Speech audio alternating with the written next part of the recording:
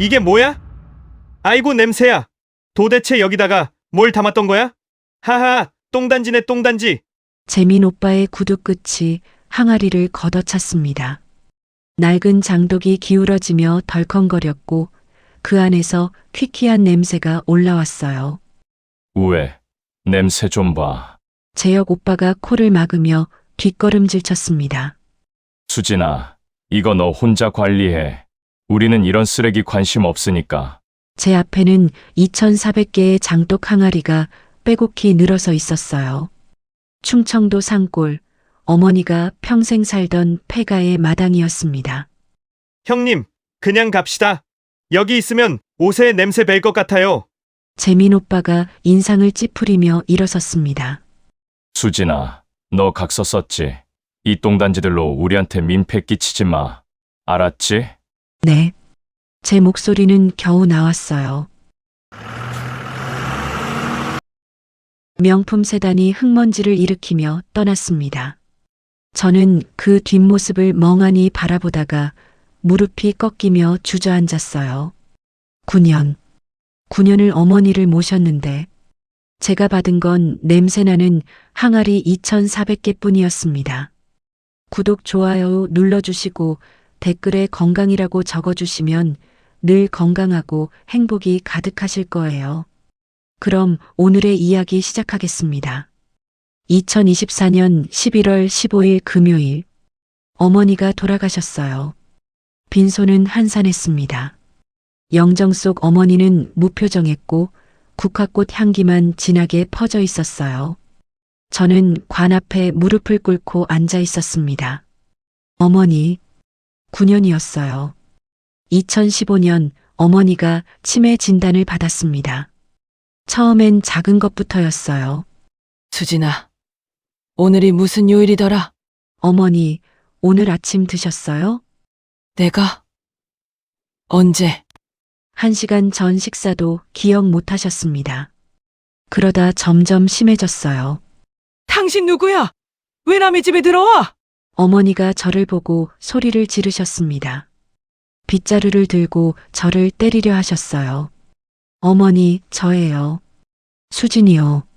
수진? 내 딸은 어린애인데 당신 도둑이지? 제 눈에서 눈물이 흘렀지만 참아야 했습니다. 밤마다 어머니는 배회하셨어요. 새벽 2시, 3시, 4시. 집에 가야 해. 우리 엄마가 기다려. 85세 어머니가 돌아가신 친정어머니를 찾으셨습니다. 저는 어머니를 붙잡고 달래며 밤을 새웠어요. 대소변을 가리지 못하게 되셨을 때는 더 힘들었습니다. 새벽 5시 어머니 방에서 냄새가 났어요. 이불은 변으로 범벅이었고 어머니는 그 안에서 울고 계셨습니다. 어머니, 괜찮아요. 제가 씻겨드릴게요. 떨리는 손으로 이불을 걷어냈습니다. 변이 손에 묻었지만 저는 개의치 않았어요. 어머니 몸을 닦아드리고 새 기저귀를 채웠습니다. 이불을 빨고 방을 청소하고 환기를 시켰어요. 그러고 나면 해가 떠올랐습니다. 매일 밤 하루도 쉬지 못했어요. 오빠, 이번 주말에 좀 와주세요. 제가 너무 힘들어요. 전화기 너머로 한숨 소리가 들렸습니다. 수진아, 미안한데 나 바빠. 다음에. 오빠, 어머니 상태가 안 좋으세요. 한 번만이라도. 야, 내가 더 가까이 사니까 내가 하는 거 당연한 거 아니야? 재혁 오빠는 단 한 번도 오지 않았어요. 재민 오빠는 명절에 한 번 들렀다가 30분 만에 떠났습니다. 냄새나. 나 먼저 갈게. 어머니는 저를 끝까지 못 알아보셨어요. 당신 누구야? 내 딸은 어디 갔어? 그 말을 들을 때마다 제 가슴이 찢어지는 것 같았습니다. 그렇게 9년. 어머니는 제 품에서 마지막 숨을 거두셨어요.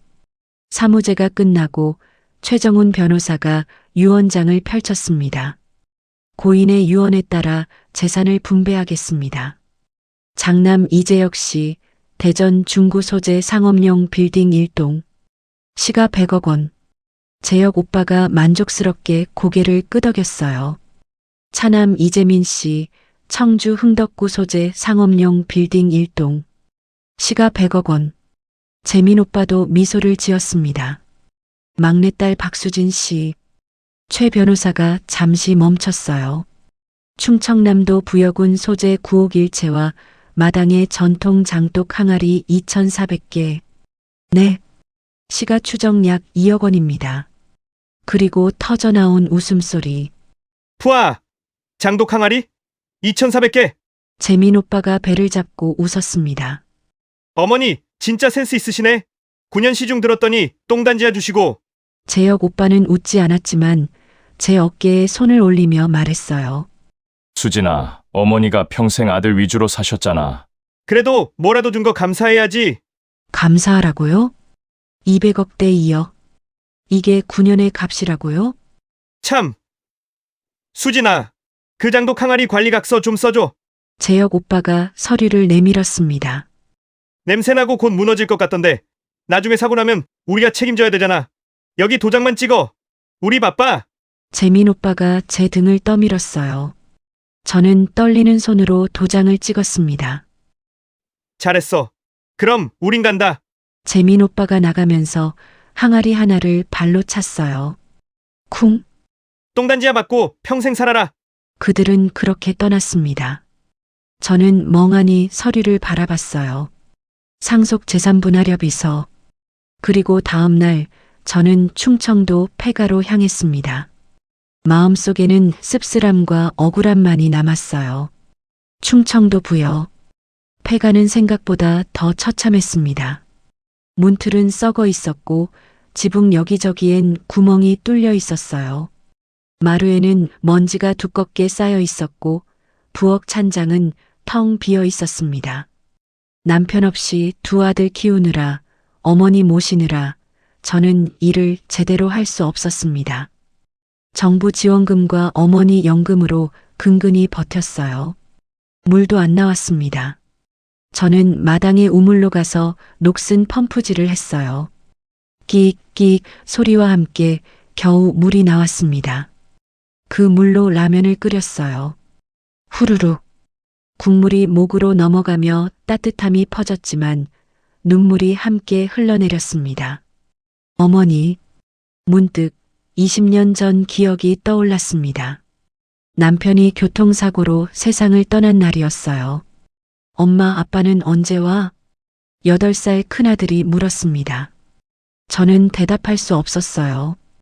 그저 아이를 끌어안고 울기만 했습니다.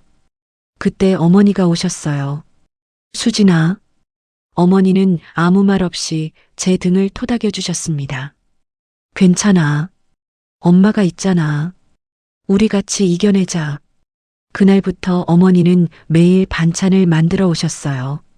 새벽 5시에 일어나 식당 일을 하시고 저녁이면 아이들 밥을 챙겨주셨습니다. 할머니, 이거 맛있어요. 그래, 우리 강이 많이 먹어. 어머니는 손주들 밥 먹는 모습을 보며 행복해 하셨어요. 수진아, 너무 힘들면 엄마한테 말해. 엄마가 뭐든 해줄게. 괜찮아요, 어머니. 제가 할 수 있어요. 내 딸이 제일 강하지. 어머니는 제 머리를 쓰다듬어 주셨습니다. 그런 어머니가 치매에 걸리셨어요. 저를 못 알아보게 되셨을 때 제 심장이 찢어지는 것 같았습니다. 당신 누구야? 어머니, 저예요. 수진이요. 거짓말. 내 딸은 어려. 당신은 늙었잖아. 하지만 저는 포기하지 않았어요. 어머니가 저를 키워주셨듯이 이제는 제가 어머니를 돌볼 차례였습니다. 새벽마다 기저귀를 갈아드리고 밥을 떠먹여드리고 배회하실 때마다 안아드렸어요. 어머니 사랑해요. 어머니는 대답하지 않으셨지만 저는 매일 말했습니다. 그렇게 9년. 어머니는 제 품에서 돌아가셨어요. 마지막 순간 어머니가 제 손을 꼭 쥐셨습니다. 그게 마지막이었어요. 그런데 오빠들은요? 5년 전 어머니가 넘어져서 다리를 다치셨을 때였습니다. 오빠 어머니가 입원하셨어요. 수술비가 300만 원이에요. 300? 야, 나 지금 사업 자금 묶여 있어서 안 돼. 오빠, 제발요. 저는 돈이 없어요. 내가 가까이 사니까 내가 하는 거지. 나중에 줄게. 나중에는 오지 않았습니다.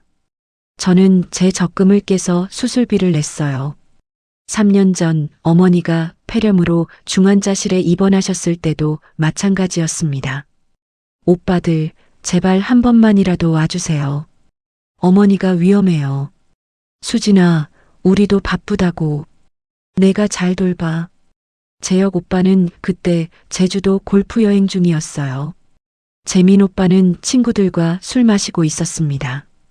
저는 병실 복도에서 무릎을 꿇고 울었어요. 하느님, 제발 어머니를 살려주세요. 어머니는 기적적으로 깨어나셨습니다. 하지만 오빠들은 끝까지 오지 않았어요. 그리고 장례식 날. 우리가 아들인데 당연히 유산을 많이 받아야지. 당연한 거 아니야? 오빠들은 제 9년을 그렇게 평가했습니다. 똥단지, 쓰레기, 민폐. 저는 마당의 항아리들을 바라봤어요. 이걸 팔아야 해. 고물상 아저씨를 불렀습니다. 아줌마, 이게 뭐예요? 장독 항아리예요. 전통 항아리요. 아저씨가 항아리를 살펴보더니 코를 찡그렸어요. 이거 냄새 나는데? 썩은 것 같은데? 그래도 전통 방식으로 만든 거라서 됐어요. 이런 거 받아봤자 처리비만 나가요. 못 사요. 제발이요. 3만 원만 주세요. 안 된다니까요. 쓰레기 취급도 못해요. 이건. 아저씨는 그렇게 떠났습니다. 배가 고팠어요. 추운 방에서 이불을 뒤집어 쓰고 떨었습니다. 내가 뭘 잘못했을까? 어머니를 모신 게 잘못인가? 눈물이 흘러내렸어요. 그날 밤 꿈을 꾸었습니다. 어머니가 서 계셨어요. 어머니. 저는 달려가 어머니를 안으려 했지만 어머니는 물러서셨습니다. 수진아. 네, 어머니. 깨야 산다. 네. 깨야 살아. 깨야 진실이 보여. 어머니는 항아리를 가리키셨어요. 어머니, 무슨 말씀이세요? 깨. 용기를 내. 내가 받을 자격이 있어. 어머니가 사라지셨습니다. 새벽 6시. 저는 잠에서 깼어요. 어머니의 목소리가 귓가에 맴돌았습니다. 깨야 산다. 저는 창고에서 낡은 망치를 꺼냈습니다. 마당으로 나갔어요. 오빠가 발로 찼던 찌그러진 항아리가 보였습니다. 깨야 산다고 하셨죠, 어머니? 떨리는 손으로 망치를 들어 올렸습니다. 이게 마지막이야. 쿵. 망치가 항아리를 내리쳤어요. 쿵. 망치가 항아리를 내리쳤습니다. 그런데 항아리는 깨지지 않았어요. 찌그러졌을 뿐이었습니다. 이상했어요. 흙으로 구운 항아리라면 한 번에 부서져야 정상이었습니다. 저는 찌그러진 부분을 자세히 들여다봤어요. 그 순간, 이게 뭐지? 흙껍질 사이로 무언가 번쩍이는 게 보였습니다. 황금빛이었어요. 심장이 쿵쿵 뛰기 시작했습니다. 설마. 저는 다시 망치를 들었어요. 이번엔 더 세게 내리쳤습니다. 쿵, 쿵쿵. 흙껍질이 벗겨지기 시작했습니다. 그리고 드러난 건 세상에 순금이었어요. 번쩍번쩍 빛나는 순금 항아리였습니다. 손이 떨렸어요. 무릎에 힘이 풀려 주저앉았습니다. 어머니, 이게 대체... 정신을 차리고 저는 항아리를 조심스럽게 들어 올렸습니다. 묵직했어요. 흙 항아리와는 비교도 안 될 만큼 무거웠습니다. 항아리 바닥을 보았어요. 그곳엔 작은 글씨가 새겨져 있었습니다. 내 딸 수진, 초등학교 입학하던 날. 1981년 3월 2일. 눈물이 왈칵 쏟아졌습니다. 어머니, 그날을 기억했어요. 새 책가방을 메고 학교에 가던 날, 어머니가 제 손을 꼭 잡아주셨던 그날을요. 수진아, 공부 열심히 해라. 엄마가 널 믿는다. 네, 어머니. 그날 어머니는 식당에서 번 돈을 조금씩 모으셨던 거예요. 그리고 금을 사서 이 항아리를 만드셨던 겁니다. 저를 위해. 저는 다른 항아리들로 달려갔습니다. 하나씩 껍질을 벗겨냈어요. 모두 똑같았습니다. 순금. 2400개 전부 순금 항아리였습니다. 바닥 글씨들을 하나씩 읽었습니다. 수진이 중학교 졸업. 1987년. 수진이 고등학교 합격. 1990년. 수진이 결혼하던 날. 1998년. 수진이 첫째 아들 낳던 날. 수진이 남편 잃고 울던 날. 그날도 어머니는 금을 모으셨어요. 제가 울고 있을 때 어머니는 조용히 제 미래를 준비하고 계셨던 겁니다. 어머니는 처음부터 아셨던 거네요. 오빠들의 본성을요. 오빠들이 어머니를 버릴 거란 걸요. 그래서 겉으로는 아들들에게 빌딩을 준다고 하시면서 진짜 재산은 저에게 남기신 거였어요. 냄새나는 흙으로 위장해서. 어머니, 고마워요. 정말 고마워요. 저는 항아리를 끌어안고 한참을 울었습니다. 울음을 그치고 저는 급히 최정훈 변호사에게 전화를 걸었어요. 여보세요, 박수진 씨? 변호사님, 급히 뵙고 싶습니다. 무슨 일이시죠? 전화로는 말씀드리기 어려워요. 부여로 와주실 수 있으세요? 제 목소리에 뭔가 느끼셨는지 변호사님은 잠시 침묵하시더니 대답하셨습니다. 오늘 오후 2시에 갈게요. 최 변호사가 도착했습니다. 그래서 무슨 일이? 제가 항아리를 보여드리자 변호사님의 눈이 커졌어요.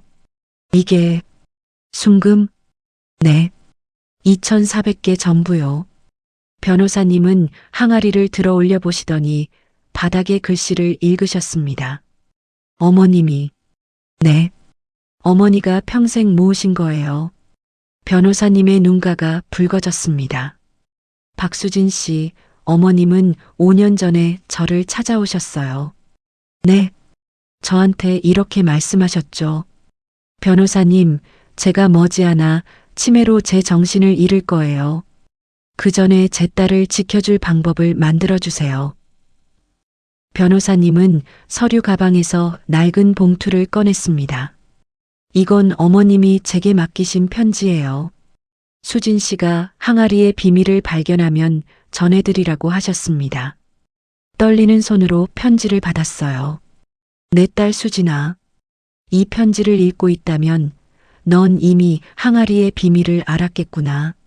엄마는 내가 9년 동안 얼마나 힘들었는지 다 알고 있단다. 내 오빠들이 얼마나 너를 무시했는지도. 하지만 엄마는 내가 포기하지 않을 거라고 믿었어. 왜냐하면 넌 내 딸이니까. 이 금은 엄마가 40년 동안 모은 거야. 식당에서 번 돈 한 푼, 두 푼 모아서 금을 샀어. 내 인생의 매 순간마다 엄마는 금을 샀단다. 내가 기쁠 때도 슬플 때도 엄마는 항상 너를 생각했어. 수진아, 이제 당당하게 살아라. 내 오빠들한테 보여줘라.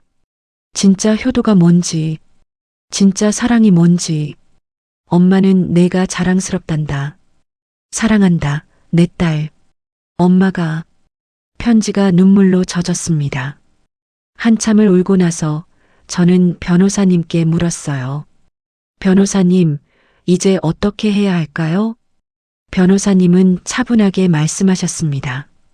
첫째, 법적으로 완벽하게 지켜야 합니다. 당신이 이미 각서에 도장을 찍었지만 다행히 그건 단순 관리 각서예요.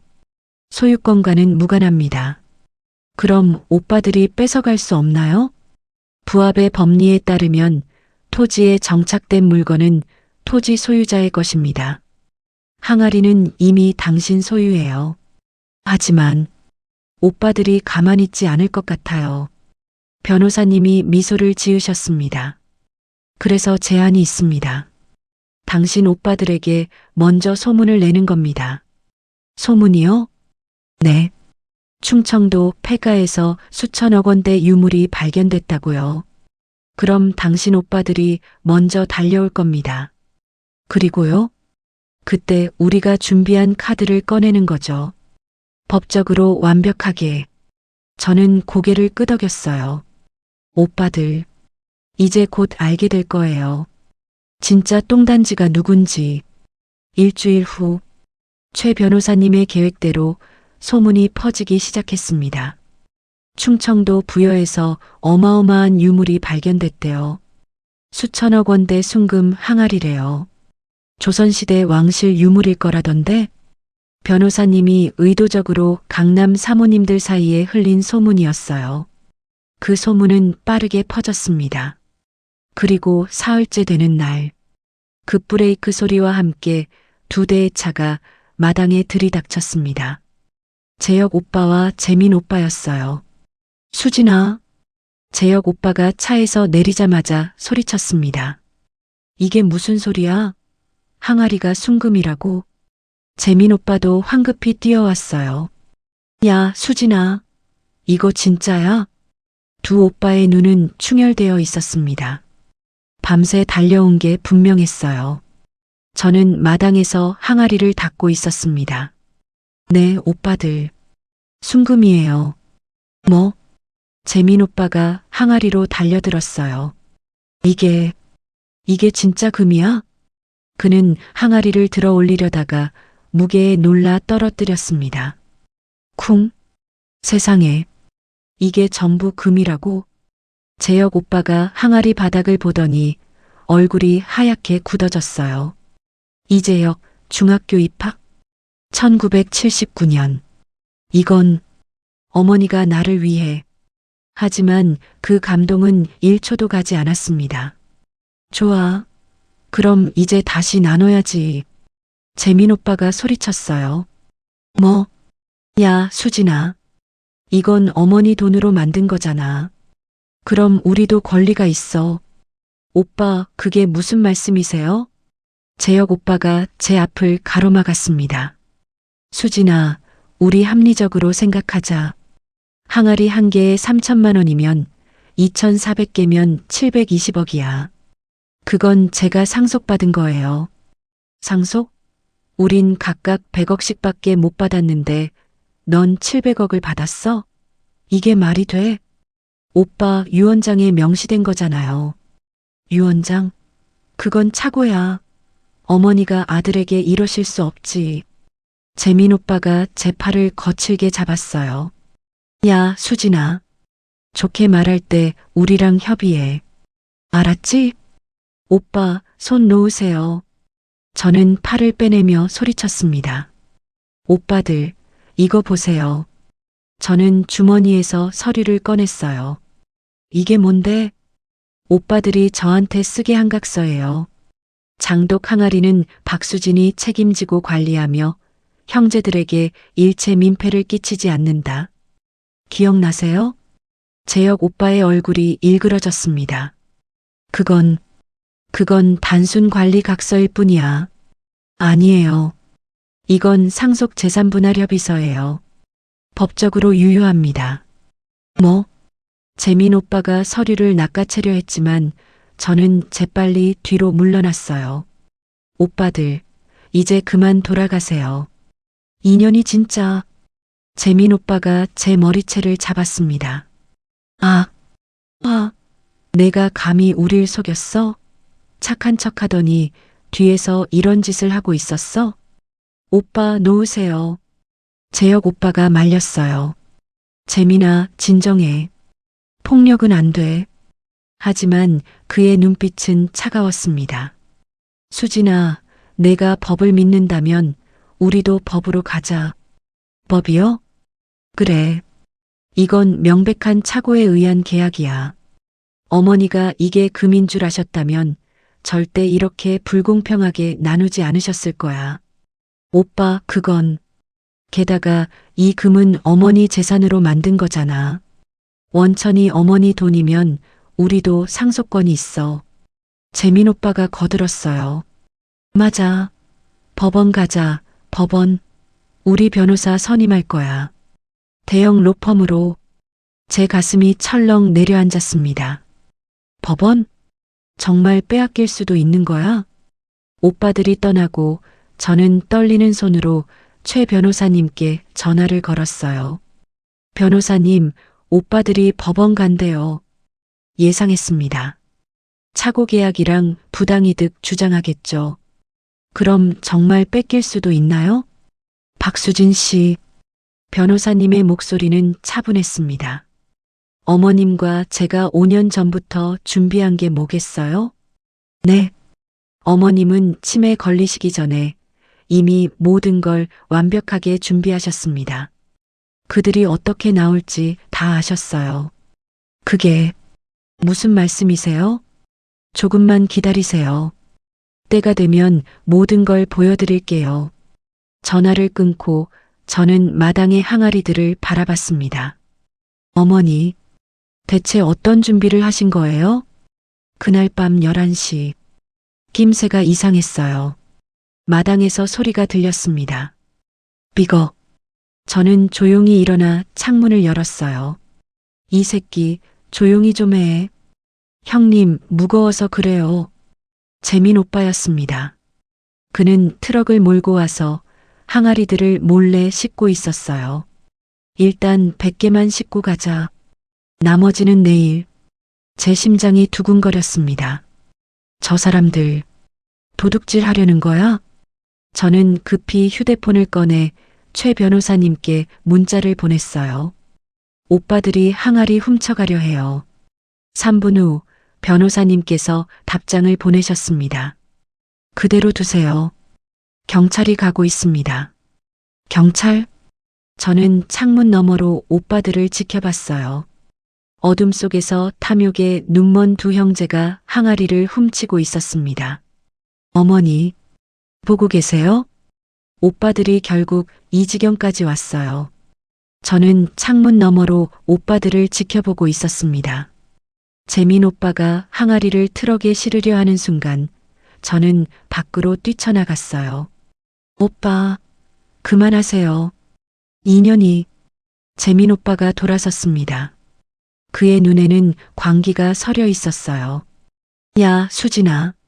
착하게 있지 왜 나와? 오빠, 이건 절도예요. 범죄라고요. 범죄? 어머니 돈으로 만든 건데 내가 가져가는 게 범죄야? 재민 오빠가 제 팔을 거칠게 잡아당겼습니다. 아, 재민아, 진정해. 재혁 오빠가 말렸지만 재민은 이미 이성을 잃은 상태였어요. 닥쳐. 형은 빠져. 이건 내 몫이야. 그는 저를 밀쳤습니다. 저는 뒤로 넘어지며 머리를 돌에 부딪혔어요. 쿵, 으, 눈앞이 흐려졌습니다. 바로 그때 위잉, 위잉, 사이렌 소리가 들렸습니다. 경찰차 2대가 마당으로 들어왔어요. 거기 움직이지 마. 경찰관들이 뛰어내렸습니다. 재민 오빠가 당황하며 뒤로 물러섰어요. 뭐야? 왜 경찰이? 이재민 씨 맞습니까? 절도 현행범으로 체포합니다. 절도? 이게 무슨 소리야? 이건 우리 어머니 거라고. 경찰관이 차갑게 말했습니다. 이 항아리들은 이미 박수진 씨 명의로 재산 등록되어 있습니다. 타인의 재산을 무단으로 가져가는 건 절도죄에 해당합니다. 재산 등록? 그게 언제? 바로 그때 최 변호사님이 나타나셨어요. 5년 전입니다. 최 변호사, 당신이 이런 짓을... 재혁 오빠가 이를 갈았습니다. 최 변호사님은 태블릿을 꺼내 보여주셨어요. 보시죠. 2,400개의 항아리 하나하나에 GPS 추적기가 부착되어 있습니다. 화면에는 항아리들의 위치가 빨간 점으로 표시되어 있었어요. 그리고 이건 5년 전 어머님이 공증하신 재산증여 계약서입니다. 당시 어머님은 치매 진단을 받기 전 멀쩡한 정신으로 이 모든 항아리를 수진 씨에게 증여하셨습니다. 5년 전 재혁 오빠의 얼굴이 창백해졌어요. 그럼 유 원장은 형식적인 절차였을 뿐입니다. 실질적 소유권은 이미 5년 전에 수진 씨에게 넘어갔어요. 저는 그제야 깨달았습니다. 어머니가 5년 전부터 준비하신 거였구나. 이재민 씨, 손 내밀어 주시겠습니까? 경찰관이 수갑을 꺼냈어요. 잠깐, 나는 그냥, 이건 오해야. 형님, 나 좀 도와줘. 재민 오빠가 재혁 오빠를 바라봤습니다. 하지만 재혁 오빠는 한 발 뒤로 물러섰어요. 재민아, 나는 몰라. 내가 혼자 한 거잖아. 뭐? 형님이 같이 하자고 했잖아. 증거 있어? 나는 그냥 따라온 것뿐이야. 이 개자식이. 재민 오빠가 형에게 달려들려 했지만 경찰이 제지했습니다. 찰칵. 수갑이 채워졌어요. 이재민 씨, 절도 및 폭행 혐의로 연행하겠습니다. 나라고. 이건 내 거라고. 재민 오빠는 끌려가면서도 소리를 질렀습니다. 수진 씨, 괜찮으세요? 최 변호사님이 저를 부축했어요. 머리에서 피가 나고 있어요. 빨리 병원 가야 해요. 저는 괜찮아요. 하지만 어지러웠습니다. 몸에 힘이 들어가지 않았어요. 구급차 불렀습니다. 곧 올 거예요. 재혁 오빠는 멀찍이 서서 저를 바라보고 있었습니다. 수진아. 그가 입을 열었어요. 나는 몰랐어. 재민이가 폭력까지 쓸 줄은. 오빠. 저는 그를 똑바로 쳐다봤습니다. 오빠도 똑같아요. 뭐?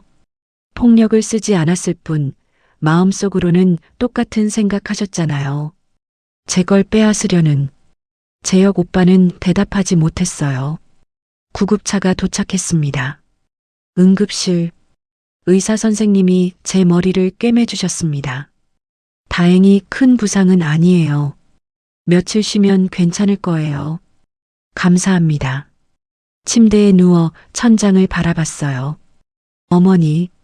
어머니는 5년 전부터 이 모든 걸 예상하셨던 거예요. 오빠들이 탐욕에 눈이 멀 거라는 것, 폭력까지 쓸 수 있다는 것. 그래서 미리 GPS를 달고 재산 등록을 하셨던 겁니다. 어머니는 다 아셨어. 오빠들의 본성을. 저는 눈물을 흘렸어요. 슬픔이 아니었습니다. 감사함이었어요. 병실 문이 열렸습니다. 재혁 오빠였어요. 수진아. 오빠 왜 오셨어요? 나는 진짜 폭력은 반대했어. 재민이가 너무 나갔어. 그래서 저한테 사과하러 오신 거예요? 재혁 오빠는 입술을 깨물었습니다. 수진아, 우리 합의할 수 없을까? 나는 변호사 선임했어. 대형 로펌이야. 이거 법적으로 다투면 길어질 거야. 합의요? 그래. 내 몫만 줘. 3분의 1만. 800억 정도? 저는 피식 웃음이 나왔어요. 오빠, 아직도 정신 못 차리셨네요. 뭐? 나가주세요. 오빠 얼굴 보기 싫어요. 수진아. 간호사님, 여기요. 간호사가 들어왔고 재혁 오빠는 쫓겨났습니다. 저는 창밖을 바라보며 생각했어요. 이제 진짜 싸움이 시작되는 거구나. 하지만 괜찮아. 어머니가 저를 지켜주고 계시니까. 일주일 후, 제가 퇴원한 다음 날 기사가 터졌습니다. 9년간 모신 효녀, 700억 탐욕으로 친오빠 고소, 장남, 동생이 어머니 치매 악용에 재산 독식 주장, 형제간 700억 유산 전쟁, 누가 진짜 효자인가. 제 손이 떨렸어요. 기사 내용은 더 충격적이었습니다. 이재혁 씨는 어머니가 치매로 판단력을 잃으셨을 때 동생이 재산을 독식하려 했다며 눈물을 흘렸다. 저희는 각각 100억씩만 받았는데 동생은 700억을 혼자 가져갔습니다. 이게 정상입니까? 이재민 씨는 절도 혐의로 구속되었으나 이 씨는 동생이 먼저 우리를 고소하겠다고 협박했다. 형제끼리 대화로 풀려던 것을 경찰까지 불렀다고 주장했다. 저는 기사를 읽으며 온몸이 떨렸습니다. 이게 말이 돼? 기사 댓글은 더 잔인했어요. 효녀 코스프레. 결국 돈이었네. 9년 모신 건 재산 노린 거였구만. 오빠들 불쌍하다. 저런 년이 진짜 무섭다. 착한 척하면서 눈물이 왈칵 쏟아졌습니다. 정말 9년을 헌신했어요. 단 하루도 쉬지 않고 어머니를 모셨어요. 그런데 세상 사람들은 저를 탐욕스러운 불효녀로 보고 있었습니다. 마트에 장을 보러 갔을 때였어요. 저 여자 아니야? 뉴스에 나온. 맞네. 오빠들 고소한 여자. 쯧쯧. 돈 앞에서는 형제도 없나 봐. 사람들이 수군거렸습니다. 저는 장바구니를 놓고 마트에서 뛰쳐나왔어요. 집으로 돌아오는 길. 동네 아줌마가 저를 보더니 고개를 돌렸습니다. 수진 씨. 평생 인사하며 지내던 분이었는데 이제는 저를 피했어요. 이틀 후 법원에서 소장이 날아왔습니다. 상속재산 분할 무효 및 부당이득 반환 청구의 건. 재혁 오빠가 저를 고소한 거였어요. 최 변호사님이 서류를 검토하시더니 얼굴이 어두워졌습니다. 박수진 씨, 이거 쉽지 않을 것 같습니다. 네. 상대편이 김앤박 로펌을 선임했어요. 국내 최고 변호사들입니다. 제 가슴이 철렁 내려앉았어요. 그리고 이들이 내세운 논리가 꽤 정교합니다. 변호사님이 서류를 보여주셨어요. 첫째, 항아리는 토지 정착물이 아니라 동산이므로 부합의 법리 적용 불가. 둘째, 항아리의 금은 어머님의 공동재산으로 만든 것이므로 모든 상속인에게 균등 분배되어야 함. 셋째, 어머님이 치매 걸리기 전 증여계약은 착오에 의한 것으로 무효. 그게 말이 돼요? 법리적으로는 충분히 다툴 여지가 있습니다. 변호사님의 목소리가 무겁게 가라앉았어요. 솔직히 말씀드리면 재판 결과는 50대 50입니다. 그날 밤 저는 폐가 마당에 홀로 앉아 있었습니다. 2,400개의 항아리가 달빛 아래 조용히 빛나고 있었어요. 내가 잘못한 걸까? 그냥 오빠들 말대로 나눠줄 걸 그랬나? 눈물이 흘러내렸습니다. 9년. 제가 바친 9년이 무슨 의미가 있을까요? 세상 사람들은 저를 탐욕스러운 불효녀로 보고 법원도 50대 50이라고 하고. 어머니, 제가 뭘 잘못한 거예요? 문득 15년 전 기억이 떠올랐습니다. 남편이 세상을 떠나고 저는 절망에 빠져 있었어요. 어머니, 저는 이제 어떻게 살아야 해요? 어머니가 제 손을 꼭 잡아주셨습니다. 수진아, 세상이 너한테 불공평해도 괜찮아. 네, 내가 올바르게 살았다면 결국엔 진실이 밝혀지는 법이야. 시간이 걸려도. 하지만 포기하지 마. 엄마가 너를 믿는다. 내가 제일 강한 걸 엄마가 아는데. 어머니는 제 눈물을 닦아주셨어요. 힘들 땐 울어도 돼. 하지만 울고 나서는 일어나야 해. 알았지? 네, 어머니. 그때도 저는 울었습니다. 하지만 울고 나서 일어났어요. 두 아들을 키우기 위해, 다시 살기 위해. 핸드폰이 울렸습니다. 고등학교 동창 미영이었어요. 수진아, 괜찮아? 응. 뉴스 봤어. 댓글도 봤고. 미영의 목소리가 단호했어요. 수진아, 나는 내가 9년 동안 어떻게 살았는지 알아. 명절 때 한 번도 못 본 거 나도 알고. 미영아, 댓글 단 사람들은 아무것도 몰라. 내가 밤새워 어머니 기저귀 갈아들인 것도, 혼자 울면서 버틴 것도 몰라. 눈물이 다시 쏟아졌어요. 그러니까 포기하지 마. 내가 옳은 거야. 알았지? 고마워. 전화를 끊고 저는 하늘을 올려다봤습니다. 달이 밝게 빛나고 있었어요. 어머니 말씀이 맞아. 울어도 돼. 하지만 울고 나서는 일어나야 해. 저는 눈물을 닦았습니다. 어머니, 제가 끝까지 싸울게요. 마당에 항아리 하나를 쓰다듬었어요. 이건 어머니의 사랑이에요. 제가 지킬 거예요. 차가운 밤 공기가 폐를 스쳤지만 제 마음은 다시 뜨거워지고 있었습니다. 오빠들, 그리고 세상 사람들, 진실은 반드시 밝혀질 거예요. 어머니가 얼마나 저를 사랑하셨는지, 제가 얼마나 헌신했는지 반드시 증명해 보일 거예요. 멀리서 최 변호사님의 차 불빛이 보였습니다. 저는 일어섰어요. 가장 어두운 밤이 지나가고 있었습니다. 2024년 12월 11일, 재판정은 사람들로 가득 찼습니다. 언론사 기자들, 방청객들 모두 이 재판에 관심을 쏟고 있었어요. 저는 피고인석에 앉아 있었습니다. 재혁 오빠는 원고석에서 저를 차갑게 쳐다봤어요. 재판을 시작하겠습니다.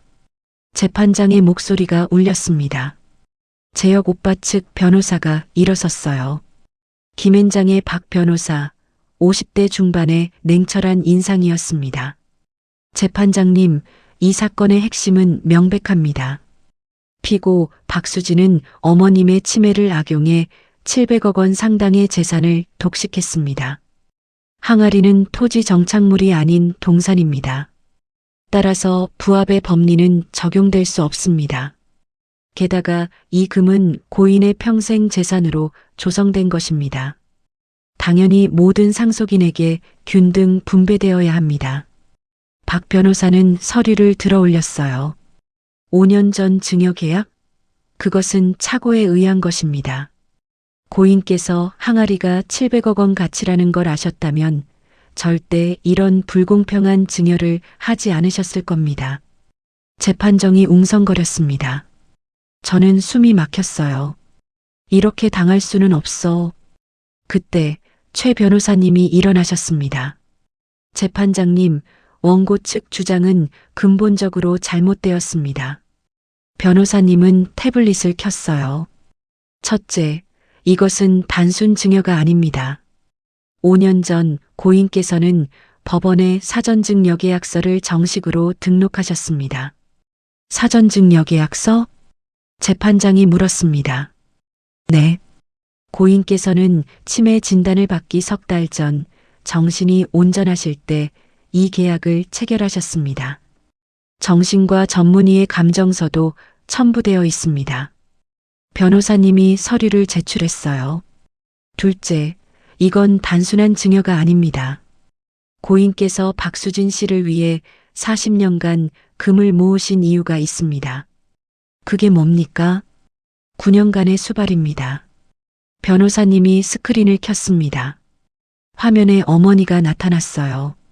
5년 전 아직 건강하셨을 때의 어머니였습니다. 제 이름은 이순자입니다. 오늘 제 뜻을 분명히 남기고자 합니다.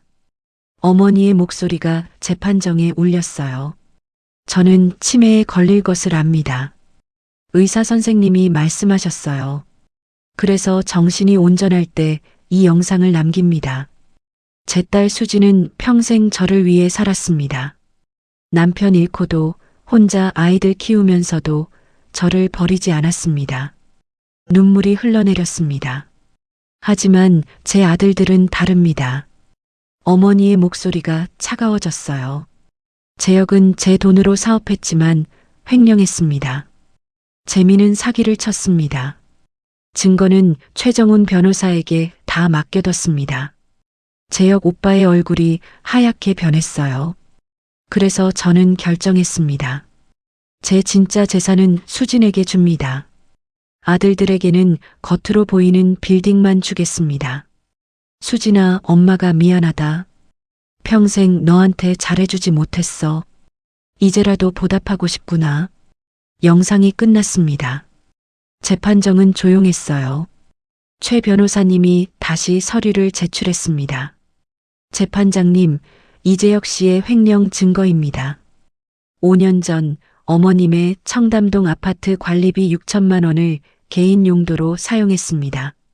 그리고 이재민 씨는 3년 전 부동산 투자 사기로 15억을 편취한 전과가 있습니다. 재혁 오빠가 벌떡 일어났어요. 그건 오해입니다. 증거가 있습니다.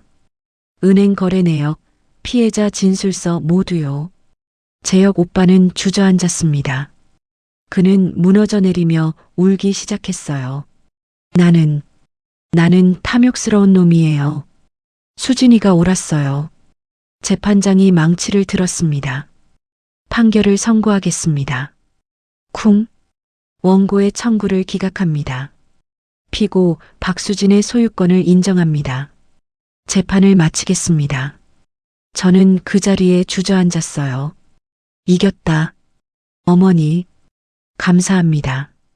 재판이 끝나고 일주일 후 오빠들이 폐가를 찾아왔습니다. 재혁 오빠는 초췌한 얼굴이었고 재민 오빠는 출소 후 처음 보는 거였어요. 수진아. 재혁 오빠가 고개를 숙였습니다. 미안하다. 내가 정말 잘못했어. 어머니가 뭘 원하셨는지 이제야 알겠어. 재민 오빠도 무릎을 꿇었어요. 나도 미안해. 내가 미쳤었어. 돈 때문에. 저는 두 오빠를 내려다봤습니다. 9년. 제가 바친 9년의 무게가 느껴졌어요. 저는 주머니에서 봉투 2개를 꺼냈습니다. 오빠들, 이거 받으세요. 이게 뭔데? 각각 10만 원씩이에요. 차비. 재혁 오빠가 봉투를 받아들었어요. 손이 떨렸습니다. 어머니가 그래도 아들이라고 주라 하셨어요. 수진아, 이제 가세요. 다시는 저한테 연락하지 마세요. 재민 오빠가 울먹였어요. 우리 정말 끝인 거야? 오빠들이 선택하신 거예요. 저는 등을 돌렸습니다. 잘 살아요. 두 오빠는 그렇게 떠났습니다. 뒷모습은 초라했어요. 하지만 저는 돌아보지 않았습니다. 3개월 후, 저는 항아리들을 팔았습니다. 720억 원. 그 돈으로 어머니 장독 항아리 재단을 설립했어요. 이 재단은 홀로 부모님을 모시는 분들을 지원합니다. 기자회견장에서 저는 말했습니다. 간병비, 의료비, 생활비를 지원하고 심리 상담도 제공할 거예요. 박수진 대표님, 오빠들과는 화해하셨나요? 기자가 물었어요. 화해는 각자의 길을 가는 것도 화해의 한 방법이라고 생각합니다. 저는 조용히 웃었습니다. 충청도 폐가는 요양원으로 재탄생했습니다. 순자 어머니의 집, 독거노인 20분이 함께 사는 곳이었어요. 마당에는 여전히 몇백 개의 항아리가 남아 있었습니다. 어머니를 기억하기 위해 남겨둔 거예요. 원장님, 오늘 저녁은 뭐예요? 김치찌개요, 할머니. 오, 좋아라. 어르신들의 웃음소리가 마당에 울렸습니다. 저는 그 모습을 보며 미소 지었어요. 어머니, 보고 계세요? 제가 어머니 사랑을 이렇게 나누고 있어요. 따뜻한 햇살이 내려앉았어요. 항아리들이 반짝이고 꽃잎이 바람에 날렸습니다. 어머니, 이제야 제가 자유로워요. 혼잣말이 바람에 실려갔어요. 그 후 어머니 장독 항아리 재단은 전국적으로 확대되었고 수많은 가족이 도움을 받았습니다. 수지는 평생 재단을 운영하며 어머니의 사랑을 나눴어요. 재혁과 재민은 각자의 삶을 살았지만 명절마다 요양원 담장 너머에 서서 수진을 바라봤다고 합니다. 들어가지는 못했지만요. 어머니의 항아리는 결국 가장 따뜻한 사랑의 증거였습니다. 오늘 이야기 어떠셨나요? 시청해주셔서 감사합니다. 구독과 좋아요 눌러주시면 새로운 이야기를 만드는데 큰 힘이 됩니다.